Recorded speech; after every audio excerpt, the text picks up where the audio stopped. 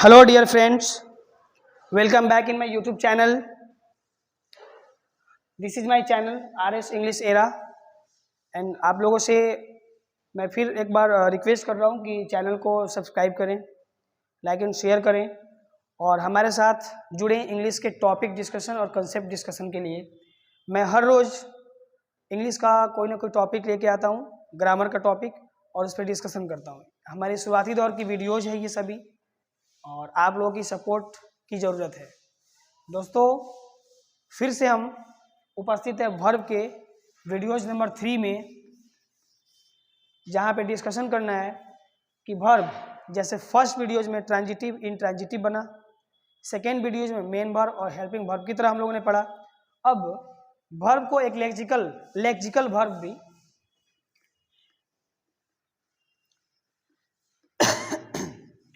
Lexical verb भी कहा गया। अब लेक्सिकल वर्ब को दो भागों में डिवाइड कर देते हैं। दो भागों में डिवाइड करने के बाद हमारा एक प्राइमरी हो जाता है और दूसरा मॉडल एक्सिलरी हो जाता है। मॉडल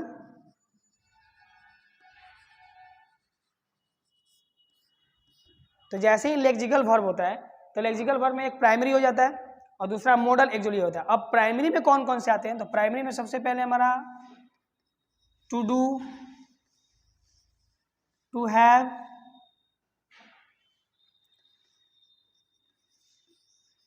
टू बी, ये सभी होने, करने और रखने। टू डू करना, टू हैव रखना, टू बी होना, ये वर्ब के परसेप्शंस हैं। ये लेक्सिकल वर्ब के जो टू काइंड्स हैं, दो भागों में जो बांटा गया है, प्राइमरी में और मॉडल एक्सिलरी में। तो प्राइमरी में हम to do, to have, to be को रखते हैं। फिर आता है मॉडल एक्सिलरी का। तो मॉडल एक्सिलरी में हम लोग ये कुल 13 है, इनको हम लोग पढ़ते हैं। और मॉडल एक्सिलरी की एक सबसे बड़ी खास बात ये है कि मॉडल एक्सिलरी वर्ब में जो वर्ब यूज होते हैं, जो वर्ब आते हैं इसके अंदर में, उनका हम लोग वर्ब फॉर्म चेंज नहीं कर सकते। जैसे मान लीजिए जो नॉर्मल मेन वर्ब हम लोग और वर्ब के असली फॉर्म होते हैं, ओरिजिनल जो फॉर्म होते हैं V1 में, जैसे गो तो हम लोग वेंट, गन, गोइंग, गोज ये करते हैं। वॉक है तो वॉक्ड, वॉक्ड, वॉकिंग, वॉक्स करते हैं। टॉक है तो टॉक, टॉक्ड, टॉकिंग, टॉक्स, ये सभी करते हैं। उनमें चेंजिंग होता है।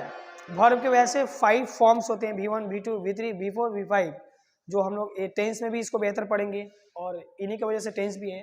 बट मॉडल्स में जो होता है, जो भी लगेगा इसमें मॉडल एक्सिलरी वर्ब में, उसमें जैसे कैन है तो कैन को कैंस नहीं कह सकते हैं, कैनिंग नहीं कह सकते हैं, ठीक है, कैनड नहीं कह सकते हैं, वो अपने ओरिजिनल फॉर्म में होता है और हमेशा यूज होता है। जैसे देखें तेरा तो एक कैन, फिर could, shell,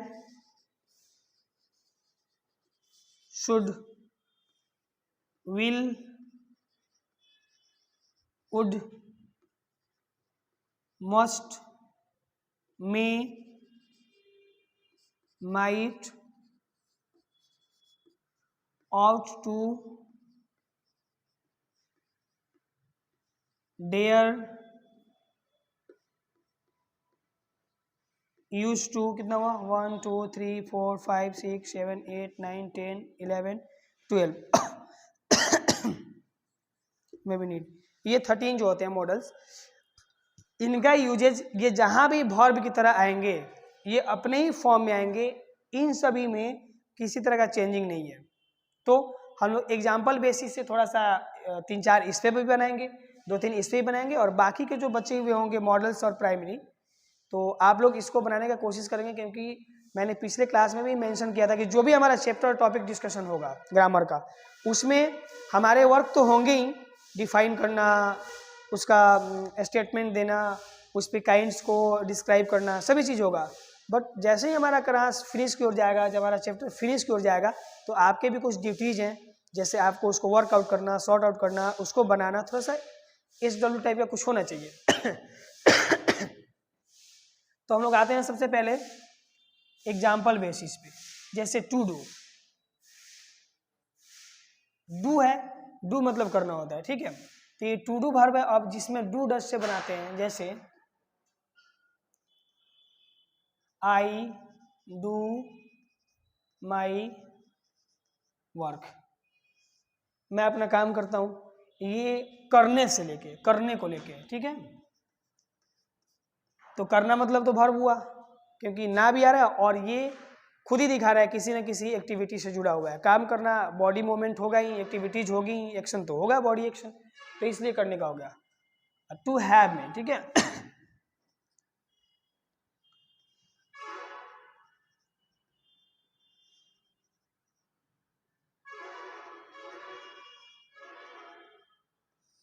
I have to done my work, मैंने अपना काम किया। तो अपना है मतलब रखना, पास, तो अपना यानी मेरा काम था जो मैंने अपना काम किया। यानी कि ये नहीं कि किसी आर्टिकल और किसी मतलब पर्टिकुलर थिंग्स को रखना पकड़े हुए, इस तरह कुछ नहीं होता है। जो आपके होते हैं, जैसे ये कलम के लिए मैं कहूँ तो हैव के लिए पास रखना, पास होना भी होता है। तो जैसे आई हैव ए पेन, मेरे पास एक पेन है, और इसका Hindi I have a pen का हिंदी सिर्फ मेरे पास एक पेन है ही नहीं होगा, मेरे पास एक पेन है, मुझे एक पेन है, मैं एक पेन रखता हूँ। तो ये सब बातें समझ में आ रही हैं। तो हैविंग के लिए ये हो जाएगा। फिर टू बी, जैसे आई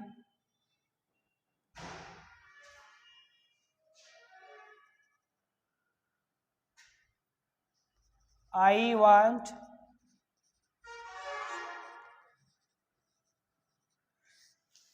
आई want to be a teacher, मैं एक शिक्षक होना चाहता हूँ। तो होना, बी मतलब होना, यहाँ पे होने का भाव है। यहाँ हैव टू मतलब रखने का भाव है। तो हम इसमें कहेंगे कि डू वाले वर्ब में करने का भाव, हैव वाले में रखने का भाव, और बी वाले में होने का भाव, ये तीनों हो गया। और इस पे आप भी अपने सेंटेंस को बनाएंगे, इससे बहुत सारे हुए। अब इस पे हम लोग आते हैं, मान लीजिए कैन की बात आती है, तो आई कैन स्विम, मैं तैर सकता हूं।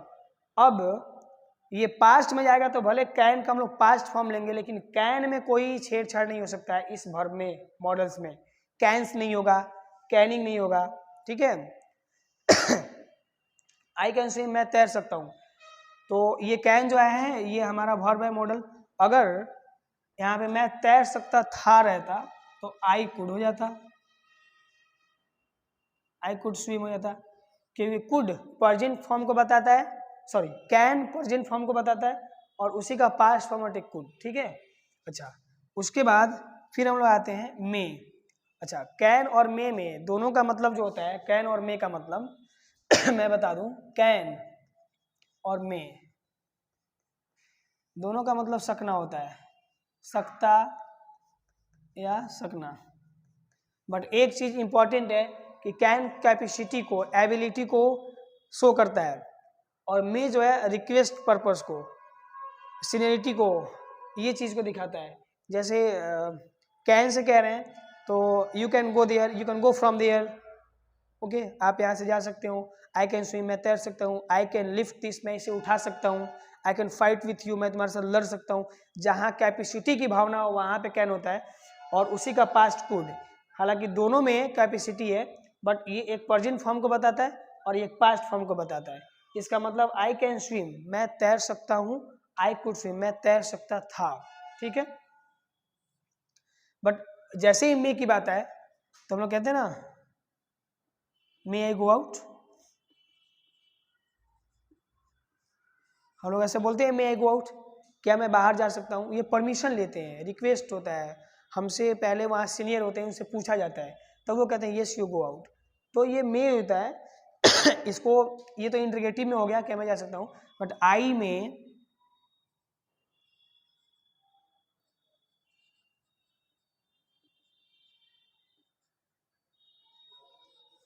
आई में टॉक विथ यू, जब आपके सामने सीनियर पर्सन खड़े हों, किसी स्कूल के प्रिंसिपल टीचर खड़े हो, आपके बड़े भाई मम्मी पापा खड़े हो, तो उन्हें हम कहेंगे आई मे टॉक विथ यू, मैं आपके साथ बात कर सकता हूँ।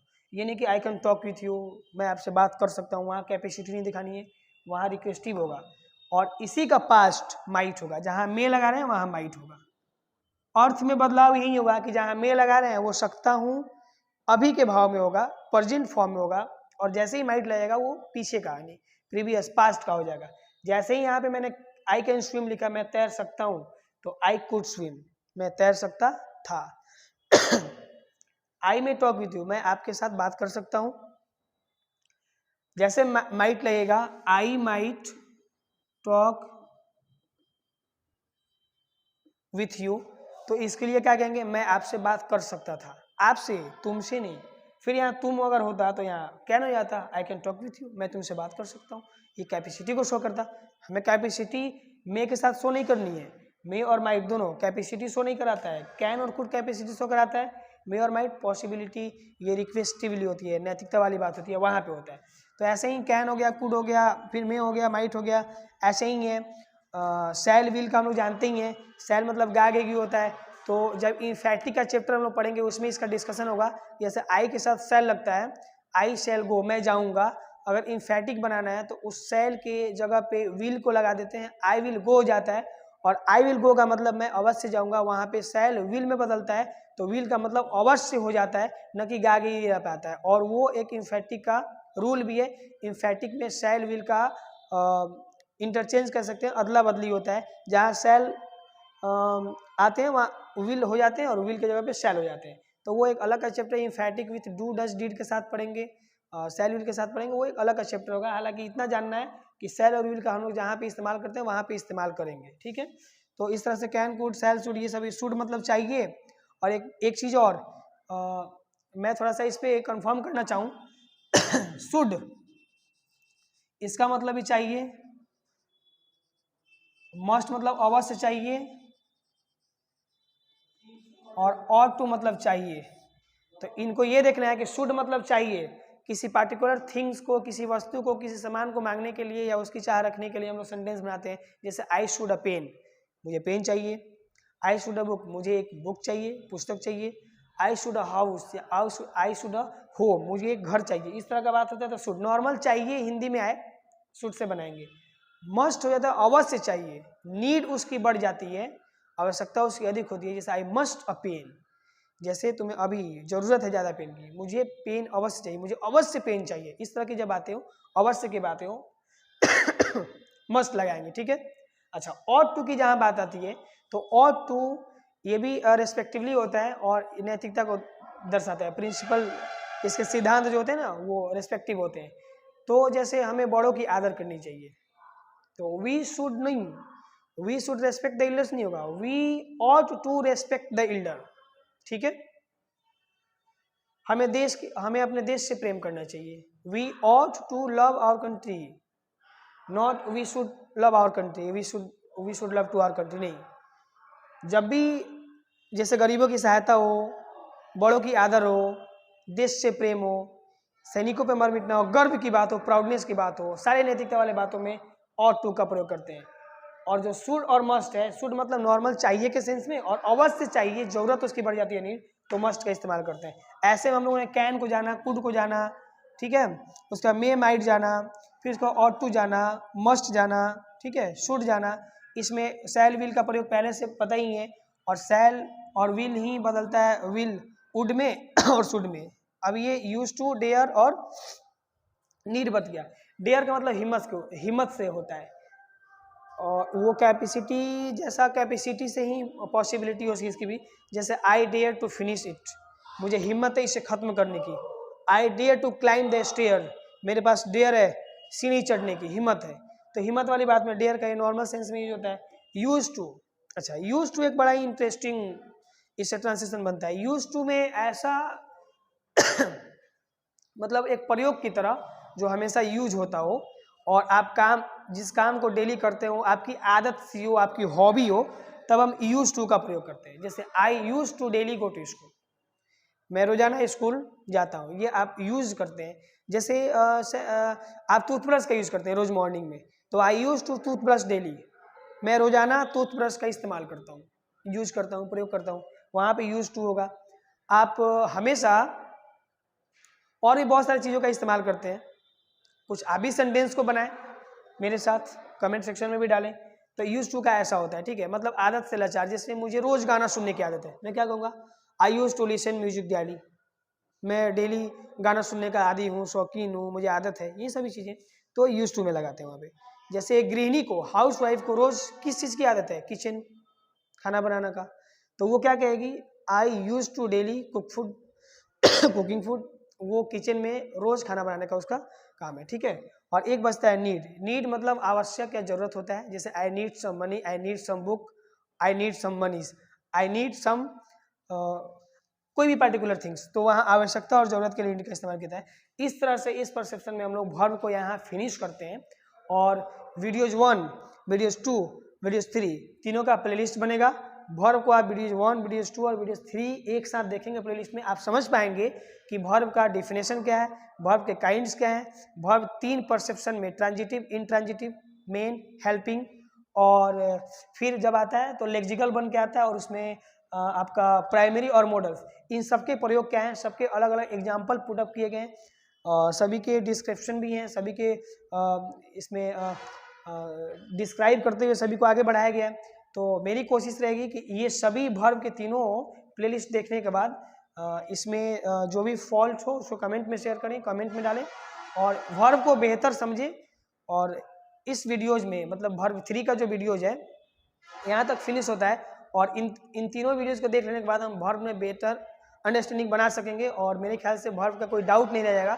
बट डाउट भी रहा तो आप कमेंट बॉक्स में शेयर करेंगे, मैं एक्स्ट्रा एक वर्ब का डाउट सेशन भी चला सकता हूँ, डाउट सेशन भी लेके आऊँगा। आपकी सबसे पहले ड्यूटीज होती है कि आप भी वर्ब के रिगार्डिंग जितने भी यूजेज किए गए एग्जाम्पल और शॉर्ट लिस्ट, उन्हें उनसे सेंटेंस बनाएं, वर्ब को बेहतर समझें और दोस्तों के भी शेयर करें। सबसे पहले चैनल को सब्सक्राइब करें, लाइक एंड शेयर करें, दोस्तों के पास भी शेयर करें, और अपना प्यार और आशीर्वाद बनाए रखें। Thank you for watching this videos.